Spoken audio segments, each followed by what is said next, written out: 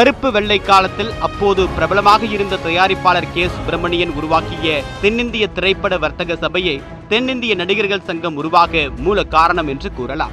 நடிகர்களை ஒருங்கிணைக்க ஒரு சங்கம் அமைத்திட வேண்டும் என்று நவாப் ராஜமாணிக்கம் நாடக குழுவில் நடித்து வந்த சோமசுந்தரன் முயற்சியாலும் பொது உடைமை சித்தாந்தம் மற்றும் யூனியனில் நம்பிக்கை உடையவருமான கலைவாணர் NS கிருஷ்ணன், TN சிவதானு ஆகியோரின் முயற்சியாலும் 1952ஆம் ஆண்டு தென்னிந்திய துணை நடிகர்கள் சங்கம் தொடங்கப்பட்டது. தொடர்ந்து அப்போது தமிழக மக்கள் அறிந்த நடிகர்களான KR ராமசாமி, நம்பியார், சிவாஜி கணேசன், SV சுப்பையா உட்பட பலர் அந்த அமைப்பில் உறுப்பினர் ஆனார்கள். அப்போது முன்னணி கதாநாயகனாக இருந்த MGR தானும் உறுப்பினராக சேர முன்வந்த பின்புதான் தென்னிந்திய துணை நடிகர்கள் சங்கம் என்ற பெயர் தென்னிந்திய நடிகர்கள் சங்கம் என்று பெயர் மாற்றப்பட்டது. MGRின் தீவிர முயற்சியால் 1952ஆம் ஆண்டு தென்னிந்திய நடிகர் சங்கம் சவுத் இந்தியன் ஆர்டிஸ்ட் அசோசியேஷன் என்ற பெயரில் பதிவுத்துறையில் பதிவு செய்யப்பட்டது. ஆரம்பத்தில் மயிலாப்பூரில் உள்ள ஒரு சிறிய அறையில் துவங்கப்பட்ட நடிகர் சங்கம் பின் MGRின் லாய்ட்ஸ் இல்லத்தில் ஒரு அறையில் இயங்கி வந்தது. தொடர்ந்து நடிகர்கள் சங்கத்தில் அதிக உறுப்பினர்கள் சேரவே நடிகர் சங்கத்திற்கென்று தனியாக ஒரு இடம் பார்க்கப்பட்டது. அப்போது வாங்கப்பட்ட இடம்தான் ஹபிபுல்லா சாலையில் அமைந்துள்ள தற்போதைய நடிகர் சங்க வளாகம். அந்த இடத்தை வாங்க 40,000 ரூபாயை MGRும் மீதி 35,000 ரூபாயை ஏனைய நடிகர்களும் கொடுத்து நடிகர் சங்கத்திற்கு என்று நிலம் வாங்கப்பட்டது. திரைப்பட அதிபர் வாசன் அடிக்கல் நாட்டி தொடங்கப்பட்ட இந்த கட்டடம் ஆரம்பத்தில் நிதி இல்லாமல் ஒரு கொட்டகையில்தான் இயங்கி வந்தது. அப்போது நடிகர் சங்க தலைவராக சிவாஜியும், பொது செயலாளராக மேஜர் சுந்தரராஜனும், பொருளாளராக VK ராமசாமியும் இருந்த சமயத்தில் MGRின் ஆலோசனையோடு நடிகர் சங்க கட்டடம் கட்டுவதற்கு பாரத ஸ்டேட் வங்கியில் 22 லட்சம் ரூபாய் கடன் பெற்று கட்டிடமும் கட்டி முடிக்கப்பட்டது. அப்போதிருந்த பல முன்னணி நடிகர் நடிகைகள் சூழ 1979ஆம் ஆண்டு தென்னிந்திய நடிகர் சங்க கட்டிடத்தை திறந்து வைத்தார் MGR.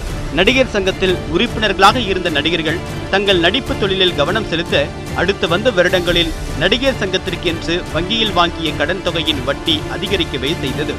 வங்கிக் கடனை அடைக்க மாதம் 8,000 ரூபாயும் வருடத்திற்கு ஒருமுறை கலை நிகழ்ச்சி நடத்தி 1 லட்சமும் தர வேண்டும் என்ற ஒப்பந்தத்தை சரிவர கடைபிடிக்க முடியாமல் வட்டியும் அசலும் அதிகமாகி கடனில் தத்தளிக்க ஆரம்பித்தது தென்னிந்திய நடிகர் சங்கம்.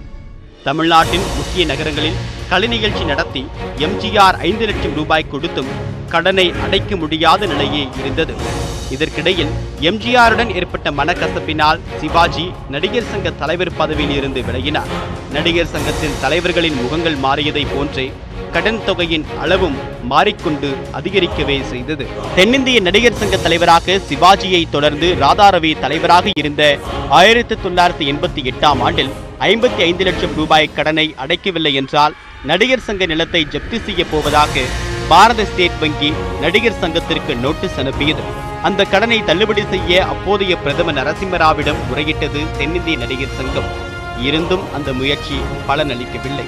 இப்படி தென்னிந்திய நடிகர் சங்கம் கடனில் தத்தளித்த காலகட்டத்தில்தான் 2000ஆம் ஆண்டில் நடிகர் சங்க தலைவராக விஜயகாந்தும் பொது செயலாளராக சரத்குமாரும் பதவியேற்றனர். விஜயகாந்த் மற்றும் சரத்குமாரின் அடுத்தடுத்த தீவிர முயற்சியால் கடன் தொகையை 1,25 லட்சம் ரூபாயாக குறைத்தது வங்கி. உடனடியாக சங்கத்தின் செயற்குழு கூட்டம் கூட்டப்பட்டு முன்னணி நடிகர்களிடமும் ஏனைய நடிகர்களிடமும் சேர்த்து மொத்தம் 55 லட்சம் ரூபாய் வசூலிக்கப்பட்டு உடனடியாக வங்கிக்கு செலுத்தியது தென்னிந்திய நடிகர் சங்கம். வங்கிக்கு மீதம் கொடுக்க வேண்டிய தொகைக்கு தமிழர்கள் வாழும் வெளிநாடுகளில் கலை நிகழ்ச்சிகள் நடத்த திட்டமிட்டார் விஜயகாந்த். அதன்படி சிங்கப்பூரிலும் மலேசியாவிலும் 2 நாட்கள் கலை நிகழ்ச்சிகளை நடத்தியது நடிகர் சங்கம். இந்த கலை நிகழ்ச்சியின் ஒளிபரப்பு உரிமையை அப்போது ஏற்றி இருந்தது சன் நெட்வொர்க் நிறுவனம். கலை நிகழ்ச்சியை ஒளிபரப்பும் உரிமைக்காக சன் நெட்வொர்க்கிடமிருந்து 2,50 லட்சம் ரூபாய் தொகையை பெற்றது தென்னிந்திய நடிகர் சங்கம். இப்படி முதல் முறையாக தென்னிந்திய நடிகர் சங்கம் விஜயகாந்த் தலைவராக இருந்த சமயத்தில் தன் கணக்கில் வரவு வைத்தது. ஆக இறுதியில் வங்கிக் கடன் முழுமையாக அடைக்கப்பட்டு வங்கியிடமிருந்து நடிகர் சங்கத்தின் தாய்ப்பத்திரம் மீட்கப்பட்டது. இப்படி MGRின் தியாகத்தாலும் மற்ற நடிகர்களின் உழைப்பாலும் உருவாக்கப்பட்ட இந்த தென்னிந்திய நடிகர் சங்கத்தின் கட்டிடம் ஒரு நாள் இடிக்கப்பட்டது. விஜயகாந்திற்கு பிறகு தென்னிந்திய நடிகர் சங்கத்தின் தலைவரானார் சரத்குமார். அப்போது செயலாளராக இருந்தவர் ராதாரவி. செயற்குழுவின் ஒப்புதலோடு தென்னிந்திய நடிகர் சங்க கட்டிடத்தை இடித்து அந்த இடத்தில் நவீன கட்டிடம் கட்ட முடிவு செய்தனர். தலைவராக இருந்த சரத்குமாரும் பொது செயலாளராக இருந்த ராதாரவியும். சங்க வளாகம் அமைந்த இடத்தை SBI என்ற தனியார் நிறுவனத்திற்கு 29 ஆண்டுகள் 11 மாதத்திற்கு லீஸ் கொடுத்தது தென்னிந்திய நடிகர் சங்கம். SBI நிறுவனம் 30 ஆண்டுகள் இந்த இடத்தை பயன்படுத்திக் கொள்ளவும் சங்கத்திற்கு 5000 சதுரடி இடம் தர வேண்டும் என்றும் மாதம் 24 லட்சம் ரூபாய் தர வேண்டும் என்ற தீர்மானத்தின் பேரில் 2011ஆம் ஆண்டு கட்டடம் இடிக்கப்பட்டது. இந்த சமயத்தில்தான் நடிகர் சங்கத்தில் உறுப்பினராக இருந்த பூச்சி முருகன் என்பவர் நடிகர் சங்க கட்டிட ஒப்பந்த விவகாரம் தொடர்பாக நீதிமன்றத்தில் வழக்கு தொடுத்து நடிகர் சங்க பிரச்சனையை மக்களின் பார்வைக்கு கொண்டு வந்தார். நடிகர் குமரிமுத்துவின் குரலும் சரத்குமாருக்கும் ராதாரவிக்கும் எதிராக ஒலிக்கவே பூச்சி முருகனும் குமரிமுத்துவும் நடிகர் சங்கத்தில் இருந்து விலக்கப்பட்டனர். இந்த சமயத்தில்தான் எதிர்குரல்கள் ஆங்காங்கே கேட்க ஆரம்பித்தன. யாரையும் கலந்தாலோசிக்காமல் தனியார் நிறுவனத்திற்கு நடிகர் சங்கத்தை தாரை வார்த்து விட்டதாகவும் நடிகர் சங்கத்தின் மரியாதையை அடகு வைத்து விட்டார்கள் என்றும் முன்னின்று குரல் கொடுத்தார் விஷால். தொடர்ந்து அப்போதிருந்த பல முன்னணி நடிகர்களும் விஷால் பின் திரள ஆரம்பித்தனர். நடிகர் சங்கத்திற்கென்று கட்டிடம் கட்ட நட்சத்திர கலை நிகழ்ச்சிகள் நடத்துவதென்றும் முன்னணி கதாநாயகர்கள் படங்கள் நடித்து அதில் வரும் கோடிகளை கொண்டு நிதியை திரட்டுவது என்றும் சொல்லி களத்தில் இறங்கியது விஷால் தரப்பு. நடிகர் சங்க கட்டிடம் மட்டுமல்லாமல் நலிந்த சிறு நடிகர்கள் பயன்பெற மருத்துவமனை, நாடக அரங்கம், கல்யாண மண்டபம், பிரிவியூ தியேட்டர், நடிப்பு பயிற்சி கல்லூரி, அழகு நிலையம் என்று அனைத்தையும் கொண்டு கட்டடம் கட்டப்படும் என்று வாக்குறுதி கொடுத்து சரத்குமார் அணிக்கு எதிராக பாண்டவர் அணி என்கிற பெயரில் களமிறங்கியது விஷால் அணி.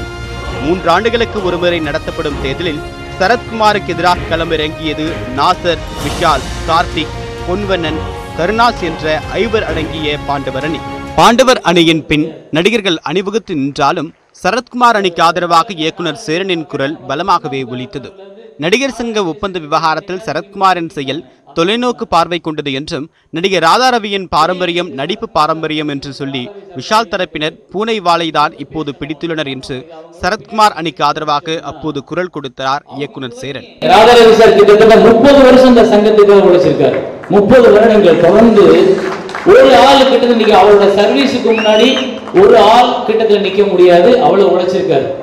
கடந்த 10 வருடங்களாக திரு சரத்குமார் அவர்கள் நடிகராக இருந்து கொண்டு, தயாரிப்பாளராக இருந்து கொண்டு, ஒரு தொகுதியின் எம்எல்ஏவாக இருந்து கொண்டு, ஆனால் அவர் எல்லாவற்றையும் விட நடிகர் சங்கம் மட்டுமே பெரியது, அது என் தாய் வீடுன்னு அந்த நடிகர் சங்கத்துக்காக தன்னுடைய வாழ்க்கையை எவ்வளவு இழந்திருக்காருன்னு அவரோட பல அத்தனை பேருக்கு தெரியும்.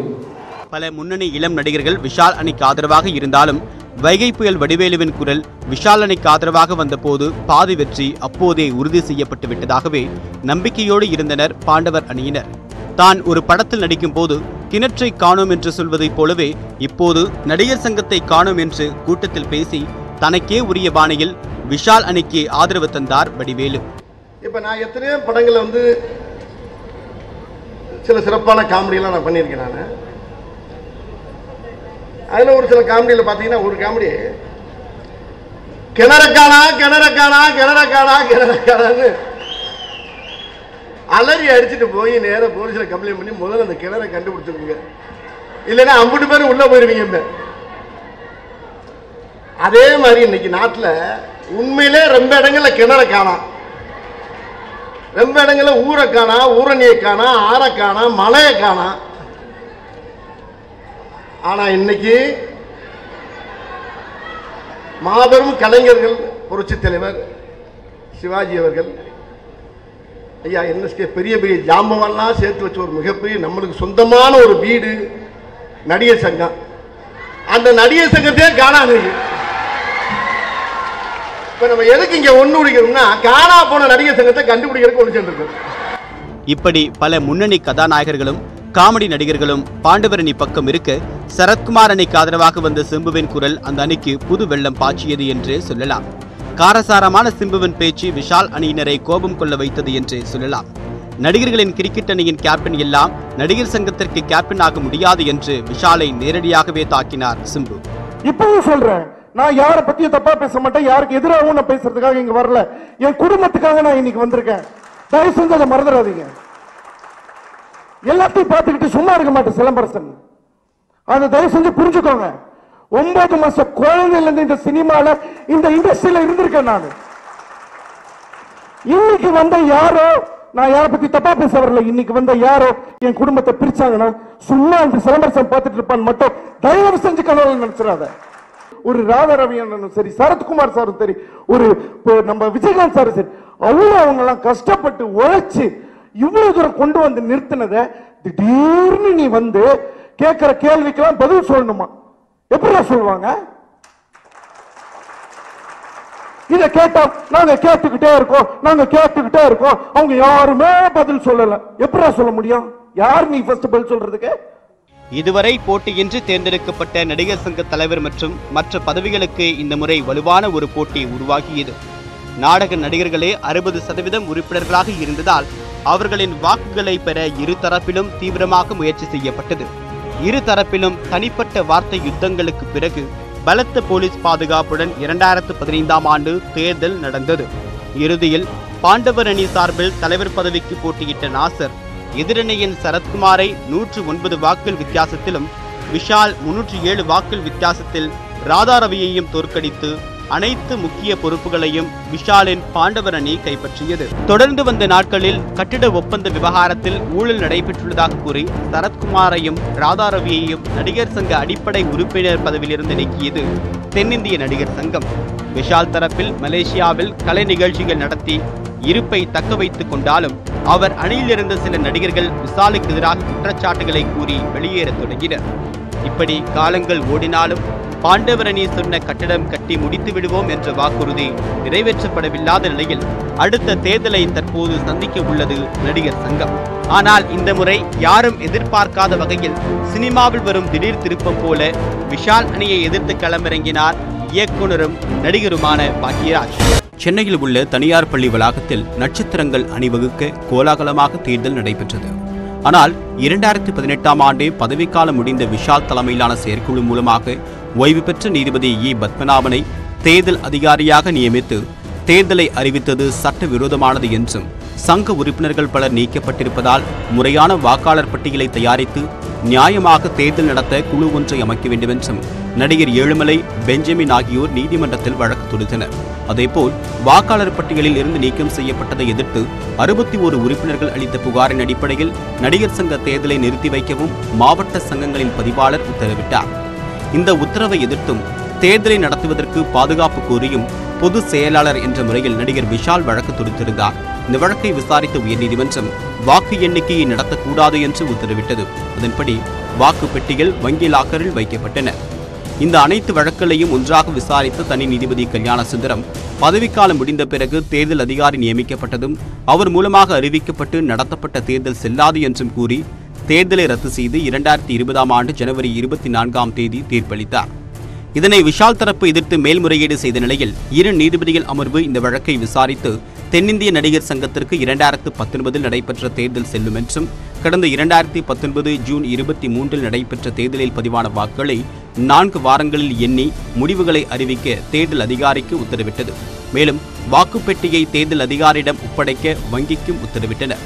இதையடுத்து கிட்டத்தட்ட 3 ஆண்டுகளாக முடக்கி வைக்கப்பட்டிருந்த ஓட்டு எண்ணிக்கை 2022 மார்ச் 20ஆம் தேதி தொடங்கப்பட்டது. காலை 8 மணிக்கு வாக்கு எண்ணக்கூடிய பணிகள் துவங்கிய நிலையில் தேர்தலில் போட்டியிட்ட உறுப்பினர்கள் வாக்கு எண்ணிக்கையை மேற்பார்வையிட பள்ளி வளாகத்திற்கு வருகை தந்தனர். பாக்யராஜ் தலைமையில் போட்டியிட்ட ஐஸ்ரீ கணேசன், பிரசாந்த் உள்ளிட்ட சங்கரதாஸ் அணியினர் ஒட்டுமொத்தமாக வருகை தந்திருந்த நிலையில் நாசர் தலைமையில் போட்டியிட்ட பாண்டவர் அணியில் இருந்து விஷால் மற்றும் கார்த்திக் ஆகிய நடிகர்கள் வராமல் வாக்கு எண்ணிக்கை துவங்கியது. தபால் வாக்களை எண்ணுவதில் குழப்பம் ஏற்பட்ட நிலையில் தொடர்ந்து சிறிது நேரத்தில் ஒட்டுமொத்தமாக வாக்கு எண்ணிக்கை நிறுத்தப்பட்டது.